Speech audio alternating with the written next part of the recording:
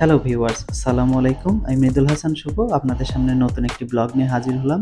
যেহেতু এখন রমজান মাস, তাই রমজান মাস উপলক্ষে কী বাজার করলাম এবং কী রান্না হবে সেটা দেখার জন্য অবশ্যই ভিডিওটি স্কিপ না করে পুরোপুরি দেখার চেষ্টা করবেন এবং ভিডিওটি ভালো লাগলে একটি লাইক, একটি কমেন্ট করে ভিডিওটি শেয়ার করে দেবেন। সবাইকে ধন্যবাদ। তো দেখতেই পাচ্ছেন যেহেতু রমজান মাস, তো তার জন্য আমার কিছু ইফতারির প্রয়োজন ছিল। আমি বাজার করলাম এবং মাঝখানে কিছু কাপড়-চোপড় সেটাও মেশিনে দিয়ে দিলাম। এখন ভাত আমাকে রান্না করতে হবে, যেহেতু আমি একা, তাই সব রান্না, সব কাজ আমার নিজেকেই করতে হবে। এখানে না আছে আমার ওয়াইফ, না আছে আমার মা, না আছে বোন, না আছে কেউ, আমি একাই। প্রবাসে যেটা হয় আরকি, আপনার নিজের কাজ কিন্তু নিজেকেই করতে হয়। তো যাই হোক, সব শেষমেশ আমি কিন্তু চালটা ধুয়ে চুলায় দিয়ে দিলাম। তো ভাবছি ভাত রান্না করব এবং আমি যেহেতু সারাদিন রোজা থেকে ক্ষুধার্ত, তাই ভাবছি ফল যেহেতু নিয়ে আসছি, একটা ড্রাগন ফল নিয়ে আসছি। তো সেটা এখন খাবো। খেয়ে তারপরে বাকি কাজগুলো আমি শুরু করব ইনশাআল্লাহ। তো দেখতেই পাচ্ছেন একটা ড্রাগন ফল নিয়ে এসেছি কিন্তু।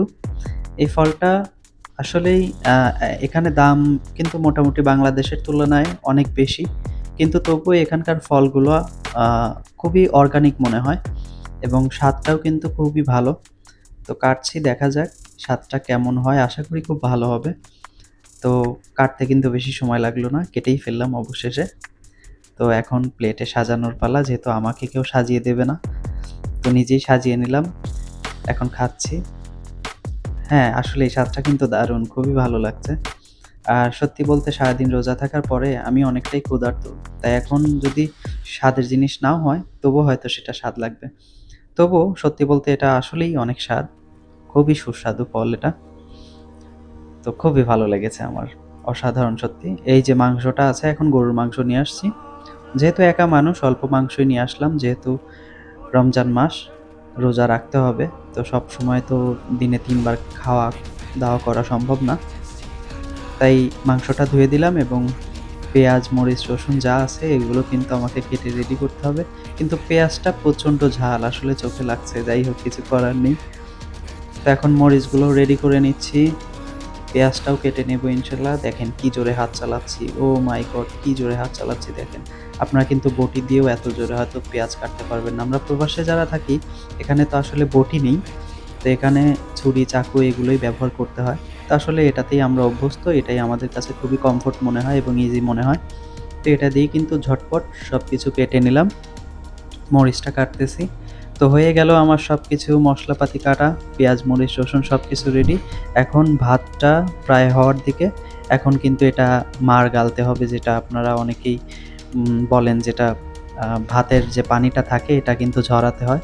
তো আমি ঝটপট হাত দিয়েই ঝরিয়ে নিচ্ছি। আসলে এটা খুবই গরম। তো এখন ভাতটা হয়ে গেছে। এখন মাংসটা পরিষ্কার করে নিতে হবে। আসলে এটা প্রসেস করা মাংস। বাইরের দেশগুলাতে যে মাংসগুলা থাকে অধিকাংশই প্রসেস করা থাকে। এটা শুধু ধুয়ে নিলেই হয়। এক্সট্রাভাবে পরিষ্কার করার কোনো প্রয়োজন হয় না। যাই হোক, এখন চুলায় দিয়ে মসলাটা দিয়ে দিচ্ছি। পেঁয়াজ, মরিচ সবকিছু দিয়ে দিলাম। এখন যে মসলাগুলো আছে দিয়ে দিব। হলুদ দিয়ে দিলাম। এখন দিয়ে দিলাম একটু জিরার গুঁড়া। এখন দিব মরিচের গুঁড়াটা দিয়ে দিলাম পরিমাণ মতো। এবং এখন এটা হচ্ছে কারি মসলা। এটাই হচ্ছে মাংসের সবথেকে মেইন মসলা, যেটা না দিলে স্বাদই হয় না। এটা করিয়েন্ডার, ধনিয়ার গুঁড়াটা দিয়ে দিলাম আরকি। সেই সাথে দারচিনি, দারচিনিটা একটু ভেঙে নিচ্ছি। সাথে দিয়ে দিব এলাচ। এলাচ আমি একটু বেশি খেতে পছন্দ করি, অর্থাৎ তরকারিতে দিতে পছন্দ করি। এবং লবণটা পরিমাণ মতো দিয়ে নিচ্ছি। এবং সেই সাথে আছে সয়াবিন তেল, রাইস ব্রান সয়াবিন তেল। তো তেলটা দিয়ে দিচ্ছি পরিমাণ মতোই। অবশ্যই আপনারাও চেষ্টা করবেন তেল সবসময় পরিমাণ মতো খাওয়ার, কারণ তেল বেশি খেলে কিন্তু অ্যাসিডিটির সমস্যা হয়, অর্থাৎ গ্যাস্ট্রিকের সমস্যার কারণে কিন্তু অনেকেই বিভিন্ন ধরনের জটিলতায় পড়েন। তো সেক্ষেত্রে তেলটা কিন্তু কমিয়ে বা মাত্রা অতিরিক্ত না খাওয়াই ভালো, অবশ্যই পরিমাণ মতো খাওয়া ভালো। তো দেখতেই পাচ্ছেন মাংসটা কিন্তু ঢেকে দিয়েছিলাম। তো এখন একটু নাড়াচাড়া দিয়ে নেব। নাড়াচাড়া না দিলে কিন্তু নিচে লেগে যেতে পারে অবশ্যই। মাংসের কিন্তু একটা সুন্দর ঘ্রাণ আসছে, যেটা সত্যিই অসাধারণ। আসলে আমার রান্নাটা কেমন এবং আ কেমন হতে পারে অবশ্যই আপনারা কমেন্টে জানিয়ে যাবেন। দেখতেই পাচ্ছেন আমি কিন্তু পানিটা শুকিয়ে নিয়েছি। যেহেতু আমি একা মানুষ, আমার একাই খেতে হবে, তাই আমি বেশি ঝোল পছন্দ করি না। আমি একটু গ্রেভিটা একটু ঘন করার চেষ্টা করি। আর গরুর মাংসটা বেসিক্যালি বেশি ঝোল রাখলে কিন্তু একটু পাতলা লাগে, তো সেখানে মজাটা লাগে না। তো এখন লবণটা একটু দেখব কেমন হয়েছে। হ্যাঁ, লবণটা একদম পারফেক্ট, সব কিছুই ঠিকঠাক আছে। মাংসটা আরেকটুখানি একটু ভাজা, ভাজা টাইপের করে নিব। এতে করে ভাতের সাথে এই গ্রেভিটা খেতে অনেক ভালো লাগবে, স্বাদ লাগবে। সেই সাথে ভিডিও করার জন্য আমার বন্ধু হেল্প করছে। দেখতেই পাচ্ছেন মাংসটা খুবই সুন্দর একটা কালার চলে আসছে, খুবই সুন্দর হয়ে গেছে। এখন আমি চুলাটা বন্ধ করে দিয়েছি, চুলা থেকে নামিয়ে ফেলবো। মাংসের কিন্তু কালারটা অনেক দারুণ হয়েছে। এখন খাওয়ার পালা, যেহেতু সেহরির টাইম। আমি কিন্তু ডিউটি শেষে রাত ১টার সময় বাসায় এসে এত কিছু করলাম, আপনারা দেখতে পেলেন। রান্না করলাম, অবশেষে এখন সেহরির টাইম, তো এখন খেতে বসলাম। আশা করি এটা খুবই ভালো হবে। রিভিউটা, খাবারের রিভিউটা দেখার জন্য অপেক্ষা করুন। খেয়ে দেখি।